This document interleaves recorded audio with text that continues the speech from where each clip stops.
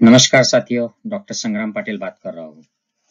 साथियों, 2021 की वैश्विक भूख सूचकांक की लिस्ट जारी की गई है और ये उसको ग्लोबल हंगर इंडेक्स इंग्लिश में कहा जाता है।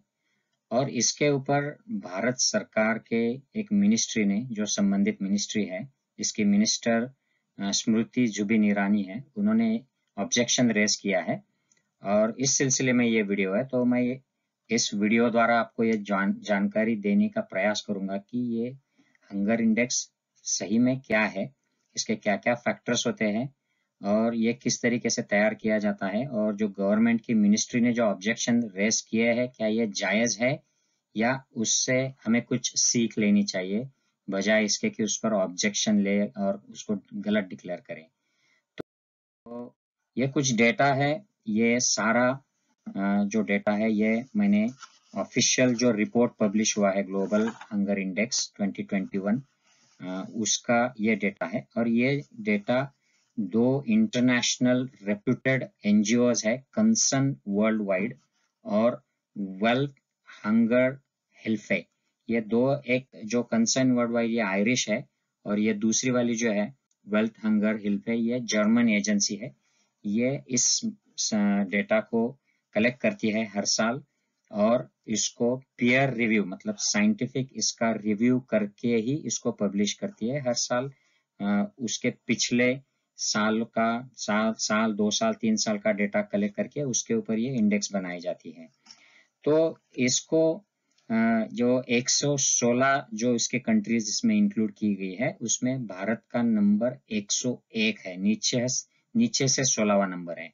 तो ये बड़ी सीरियस बात है। तो इसके डिटेल्स देखते हैं। ये है शुरू के जो टॉप के जो कंट्रीज हैं, 25 कंट्रीज, उनकी लिस्ट है। हम इनसे काफी दूर है। इसमें चाइना और क्यूबा और जो अच्छे जो हेल्थ सिस्टम्स है, जो सोसाइटीज है, हेल्दी सोसाइटीज, इनके नाम है इसमें। अमेरिकन या यूरोपियन कंट्रीज है इसमें काफी सारी। ये नीचे के बॉटम से 16 कंट्री है, 16 से ज्यादा है ये, लेकिन हमारा 16वां नंबर है इंडिया का। तो मैंने इसको एरो किया है।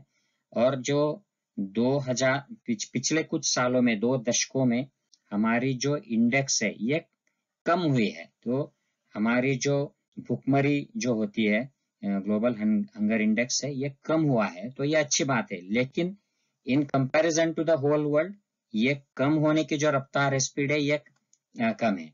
तो इसलिए हमारा नंबर ये नीचे आ जाता है। तो बाकी के देश अच्छे प्रोग्रेस किए हैं, उनके कंपैरिजन में हमारी प्रोग्रेस उतनी अच्छी नहीं है। ये इसमें कंपैरिजन की जो सिग्निफिकेंस है ये बता सकते हैं हम।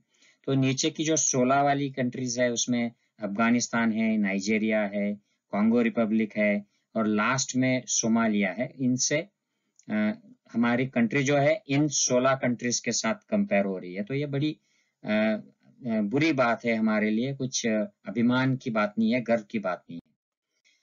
तो ये ग्लोबल हंगर इंडेक्स में 4 फैक्टर्स कंसिडर किए जाते हैं और जो लोग पब्लिक हेल्थ में काम करते हैं, एडमिनिस्ट्रेशन में, उनको ये अच्छी तरह से पता होते हैं। तो इसमें सबसे इम्पोर्टेंट जो होता है फैक्टर ये है अंडर नरिशमेंट, अंडर न्यूट्रिशन जो होता है ये।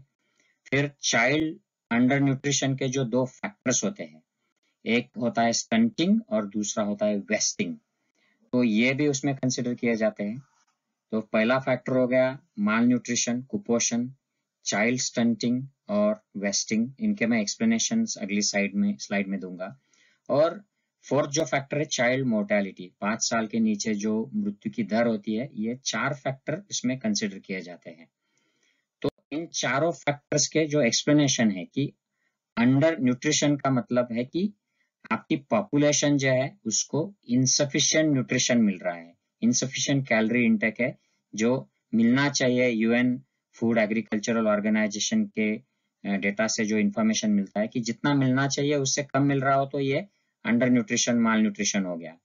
फिर चाइल्ड वेस्टिंग का मतलब है कि जिस उम्र का जो बच्चा होता है या बच्ची होती है, उसको अगर उतना वेट नहीं है, उसका वजन नहीं बढ़ता है, तो उसको वेस्टिंग कहते हैं। तो ये एक्यूट माल न्यूट्रिशन होता है। ये एक्यूट कोई उसको बीमारी हो गई, खाना खाने के लिए ठीक से नहीं मिला और उसकी वजह से जो वजन कम हो गया, तो ये चाइल्ड वेस्टिंग हो गया।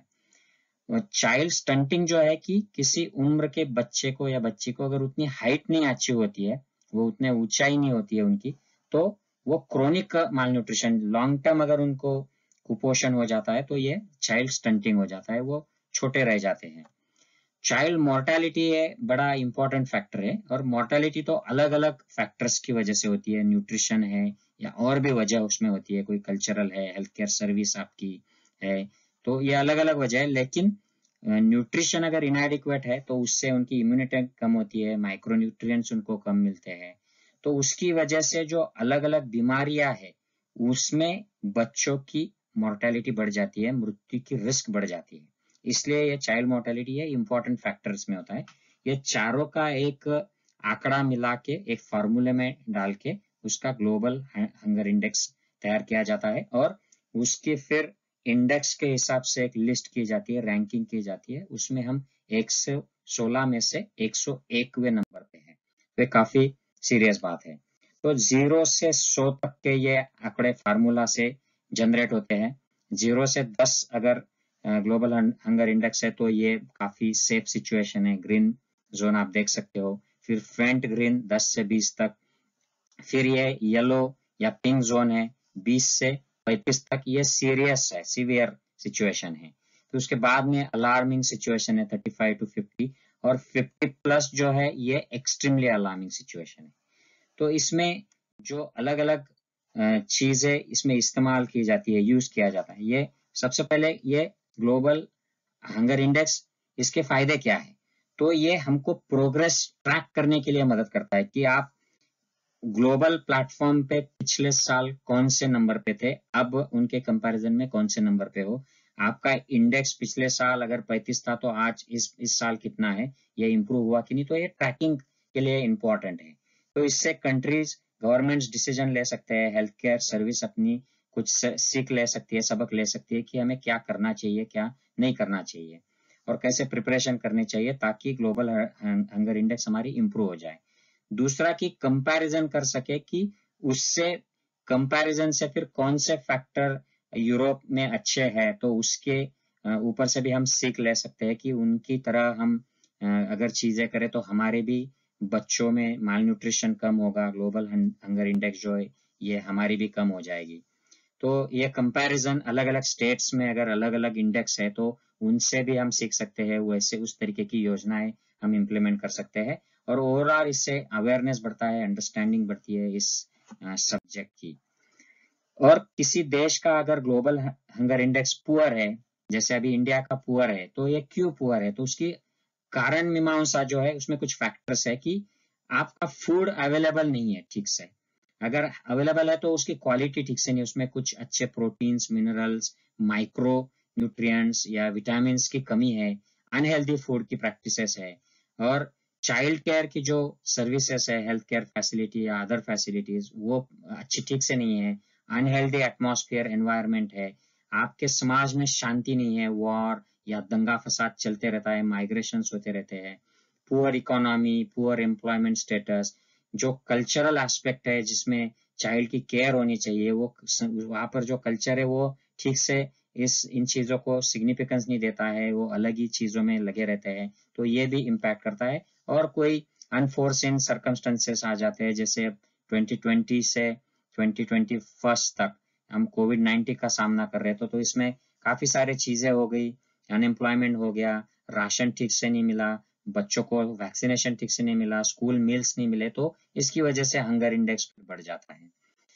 तो इसके जो डेटा है ये WHO, food and agriculture organisation, ये यूएन की एजेंसी होती है, यूनिसेफ, वर्ल्ड बैंक और यूएन की अलग अलग जो एजेंसीज है उससे डेटा कलेक्ट किया जाता है, और उस डेटा को फिर फॉर्मूला में डालकर उसकी इंडेक्स बनाई जाती है। तो 2021 का जो डेटा जिस पर गवर्नमेंट ऑफ इंडिया ने ऑब्जेक्शन लिया है, ये अंडर न्यूट्रिशन का डेटा है 2018 से 2020 तक का, वेस्टिंग और स्टंटिंग के लिए 2016 से 20 तक का डेटा, और चाइल्ड मोर्टेलिटी के लिए 2019 का डेटा इस्तेमाल करके ये इंडेक्स बनाया है। ये ऑफिशियली जो डेटा कलेक्टेड है इन सारे एजेंसियों द्वारा इस पर निर्धारित है, और इसमें गवर्नमेंट ऑफ इंडिया का ही इनपुट होता है इस डेटा के लिए। तो ये कुछ देश है यूरोप के, सेंट्रल एशिया के, जहां पर 10 से नीचे ग्लोबल हंगर इंडेक्स है। तो ये पूरा ग्रीन लाइन आप देख सकते हो। फिर ये सेंट्रल अमेरिका और कैरिबियन कंट्रीज है, यहाँ पर भी ज्यादातर देशों में ये 10 से नीचे है। 2-3 देश है जहाँ पर ये फेंट ग्रीन है, और एक जो कंट्री है इसमें ये सीवियर है। ये ईस्ट अफ्रीका की कंट्रीज है, यहाँ पर एक मॉरिशस छोड़ के बाकी सारे देश पूरे सीवियर और काफी सारे गंभीर अवस्था में है। और ये फिर हमारा साउथ ईस्ट और साउथ ईस्ट एशिया है, जहां पर सिर्फ 3 कंट्रीज है, चाइना, फिजी को और मंगोलिया, ये डार्क ग्रीन है, सेफ जोन में है। उसके बाद फेंट ग्रीन में काफी सारी कंट्रीज है। लेकिन दुख की बात यह है, चिंता की बात, कि इंडिया ये सीवियर सिचुएशन में है। हमारी ग्लोबल हंगर इंडेक्स 27.5 और ये काफी नीचे है in terms of the quality. Afghanistan और बाकी जो कंट्रीज है ये हमारे नीचे है, लेकिन पाकिस्तान, नेपाल, श्रीलंका, म्यांमार, ये सारी कंट्रीज हमसे बेहतर परफॉर्म कर रही है ग्लोबल हंगर इंडेक्स के फील्ड में। तो गवर्नमेंट ऑफ इंडिया की ये एक मैंने यहाँ पे स्क्रीनशॉट लिया है, उन्होंने एक ऑब्जेक्शन रेस किया है और ये बात करते हैं कि ऑब्जेक्शन में लिखा है कि ये ग्लोबल हंगर इंडेक्स ये माल न्यूट्रिशन का मेजर है ही नहीं।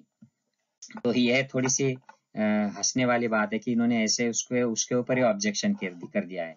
तो ये काफी साइंटिफिक डेटा पर आधारित एक इंडेक्स है, और ये जो रिपोर्ट बनाई जाती है ये पीयर रिव्यूड होती है। दुनिया के एकदम जो अच्छे इस फील्ड के साइंटिफिक एविडेंस के बारे में स्टडी करने वाले जो लोग होते हैं, ये इसको पीयर रिव्यू करते हैं, इसको रिव्यू करते हैं, इसके ऑब्जेक्शंस लगाते हैं, और फिर इसके सबके रिजॉल्व होने के बाद ये रिपोर्ट पब्लिश की जाती है। और कुछ जो ऑब्जेक्शन इन्होंने लिए है कि ये जो 4 फैक्टर्स इसमें इस्तेमाल किए जाते हैं, इसमें सिर्फ जो माल न्यूट्रिशन वाला है, अंडर न्यूट्रिशन वाला, यही सिर्फ इम्पोर्टेंट है। बाकी के 3 जो है ये इतने रिलेवेंट नहीं है। मतलब चाइल्ड स्टंटिंग, बच्चों की हाइट छोटी हो गई जो क्रोनिक माल न्यूट्रिशन में होती है, या उनका वेट रिडक्शन हो गया जो एक्यूट माल न्यूट्रिशन में होता है, या चाइल्ड मोर्टेलिटी है, ये तो कोई रिलेवेंस ही नहीं है इसका हंगर से। ऐसा ये ऑब्जेक्शन इसमें रेस किया गया है। तो ये बात बिल्कुल सच नहीं है।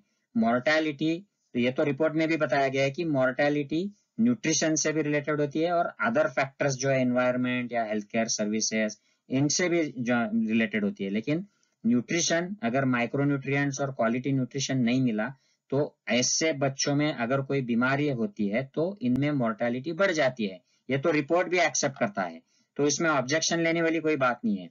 तो मुझे लगता है कि ये जो इन्होंने ऑब्जेक्शन लिया है, ये एक पॉलिटिकल ऑब्जेक्शन लगता है कि नहीं, हम आपसे सहमत नहीं है। जैसे WHO ने कह दिया था कि कोविड काल में भारत के 40 से 45 लाख लोगों की मृत्यु हो गई है कोविड की वजह से, डायरेक्ट इनडायरेक्ट। तो गवर्नमेंट ऑफ इंडिया ने रिजेक्ट कर दिया। फिर एक असहिष्णुता, इंटॉलरेंस के बारे में जो रिपोर्ट्स आई उसको भी रिजेक्ट कर दिया। फिर प्रेस फ्रीडम इंडेक्स को, उसको भी गवर्नमेंट ऑफ इंडिया ने रिजेक्ट कर दिया। तो इसकी जो इकोनॉमी की जो सिचुएशन है, इस पर भी ऑब्जेक्शन इंडियन गवर्नमेंट ने लिया। तो जो चीजें हमारे खिलाफ जाती है उनको गलत है या रिलेवेंट नहीं है ऐसे डिक्लेयर करना, और जिसमें हमारी प्रशंसा होती है उसमें बाद में फिर सरकार के प्रशंसा करना, टीवी मीडिया में उसको फिर सरकार को हीरो की तरह प्रोजेक्ट करना, ये ऐसी वाली बात नहीं है साथियों। ये बात, ये साइंटिफिक एविडेंस की बात है, ये रियल डेटा पर आधारित है, और ये वर्ल्ड के अच्छे साइंटिफिक एविडेंस जानने वाले जो लोग होते हैं, इनके मदद से बनाई गई रिपोर्ट है। इसका पर्पस इंडिया को नीचे दिखाना या और कोई कंट्री को ऊपर दिखाना ऐसा बिल्कुल नहीं है। इसका पर्पस तो एक जेन्युइन ह्यूमैनिटेरियन पर्पस है। ये एनजीओ द्वारा किया जाता है कि countries, governments, health care systems एक दूसरे से सीखे, अपने पिछले परफॉर्मेंस से सबक ले और आगे जाकर अच्छी चीजें करे, ताकि हम हमारे हंगर इंडेक्स को कम कर पाए। और ये जो सस्टेनेबल डेवलपमेंट गोल्स है यूनाइटेड नेशंस के, उसमें फ्री जीरो हंगर बाय 2030 तक ये जीरो हो जाए, ऐसे गोल के लिए ये काम कर रहे हैं। तो उसमें से 47 ऐसी कंट्रीज है कि जो ये गोल अचीव करने वाली है, 47 ऐसी है जो ये गोल अचीव नहीं करने वाली है, और 10-20 ऐसी कंट्रीज है कि ये इंटरमीडिएट है। तो इसका पर्पस बहुत ह्यूमैनिटेरियन है और जो जरिया है ये साइंटिफिक है। तो इसको इस तरीके से पॉलिटिकल ढंग से रिजेक्ट करना, मुझे ऐसा लगता है कि इसके पहले ये जो डिपार्टमेंट है स्मृति ईरानी जी का, इन्होंने थोड़ा सा अपने जो एक्सपर्ट्स है इंडिया के पब्लिक हेल्थ के, पीडियाट्रिक फील्ड के, इनसे राय लेना चाहिए था और उनसे सलाह मशवरत करके ये आंसर करना चाहिए था। लेकिन लगता है कि उन्होंने ऐसा कुछ नहीं किया है, इसको एक पर्सनली ले लिया है, एक ईगो इशू बना लिया है और एक पॉलिटिकल स्टेटमेंट की तरह इसको आंसर किया है। तो मुझे लगता है कि जब तक हम डेटा को एक्सेप्ट नहीं करते हैं, सही सिचुएशन को हम उसको मान्यता नहीं देते हैं कि yes we are here now, where do we want to go in future, अगर हम डेटा को ही एक्सेप्ट नहीं करेंगे, सही सिचुएशन को एक्सेप्ट नहीं करेंगे, तो हमें कैसे पता चलेगा कि हमें इम्प्रूव कैसे होना है। इन 4 फैक्टर्स में हमारी क्या सिचुएशन है, ये हमारे डेटा के ऊपर ही बेस्ड है। इस पर हम काम नहीं करेंगे तो हमें कैसे पता चलेगा कि इम्प्रूवमेंट हुई है नहीं हुई है। तो इसको एक्सेप्ट करके, इससे सबक लेके हमारे एक्सपर्ट जो है पब्लिक हेल्थ के, पीडियाट्रिक्स के, इन सबको एक साथ लेकर, जो यूनाइटेड नेशंस कहती है, WHO कहती है कि health care in every policy, जो भी आप बात करेंगे, अगर आप कुछ भी ये बिजनेस की बात करोगे या खेती की बात करोगे या कोई भी कृषि कानून की बात करोगे, इसमें सब में हेल्थ केयर का इंक्लूजन बहुत जरूरी है। हमेशा सोचो कि इससे पब्लिक के हेल्थ पे क्या इम्पैक्ट होगा और इस तरीके से हम इम्प्रूवमेंट कर सकते हैं। तो मुझे लगता है कि ये ग्लोबल हंगर इंडेक्स ये सही है। इस पे जो गवर्नमेंट ऑफ इंडिया के इस डिपार्टमेंट ने, ministry of women and child development के इस डिपार्टमेंट ने जो ऑब्जेक्शन लिया है, ये इनवैलिड है। मुझे नहीं लगता कि ये साइंटिफिक एविडेंस पे बेस्ड है, ये मुझे पॉलिटिकल लगता है। तो मैं अपील करूंगा इस डिपार्टमेंट से और गवर्नमेंट ऑफ इंडिया से कि पहले एक्सेप्ट करो किस सिचुएशन में हो, डेटा एक्सेप्ट करो और उस पर एक्सपर्ट्स की सुनो, उनके मन की बात सुनो और इस पर कार्रवाई करो, health care in all the policies implement करो, ताकि हमारी जो आने वाली पीढ़ियां है और आज की पीढ़ियां है, इनकी हेल्थ इंप्रूव हो सके, मोर्टेलिटी कम हो जाएगी और हम सही माने में एक सशक्त हेल्दी इंडिया डेवलप कर पाएंगे। और जो यूनाइटेड नेशंस की 0 हंगर बाय 2030 है, इसमें हम आज भी अचीव कर सकते हैं अगर हम इसको सीरियसली ले तो। आई होप साथियों कि ये report make sense to you. अगर आप इससे सहमत होते हो तो अपने दोस्तों में, फैमिली मेंबर्स में फैलाइए ताकि इसके बारे में अवेयरनेस और अंडरस्टैंडिंग बढ़े। जय हिंद साथियों।